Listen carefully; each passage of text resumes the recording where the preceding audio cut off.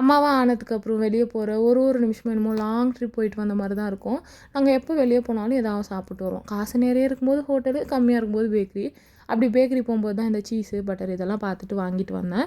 So இன்றைக்கி பன்னீர் butter masala செய்யலாம் start பண்ணிட்டேன். ஒரு 2 டேபிள் ஸ்பூன் எண்ணெய் விட்டு 3 பெரிய பெரிய வெங்காயம் அறுத்து உள்ளே போட்டுட்டு 2 தக்காளி போட்டுட்டு 10 ஊற வச்ச முந்திரி, 2 பல் பூண்டு, 1 துண்டு இஞ்சி இதெல்லாம் போட்டு அரைச்சி தனியாக எடுத்து வச்சுக்கணும். திருப்பி ஒரு 4 டேபிள் ஸ்பூன் வெண்ணெய், ஸ்பைசஸ் எல்லாம் போட்டு நம்ம அரைச்சி வச்சுருக்கிற பேஸ்ட் உள்ளே போட்டுட்டு ரொம்ப புளிப்பாக இருக்குதுன்னா கொஞ்சமாக சர்க்கரை சேர்த்திக்கலாம்.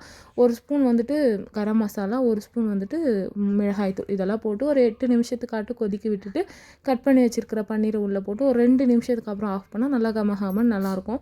லாஸ்ட்டாக வந்து கஸ்தூரி மேத்தி போட்டுக்கணும். நல்லா நறுமணமாக செம்மையாக இருந்துச்சு.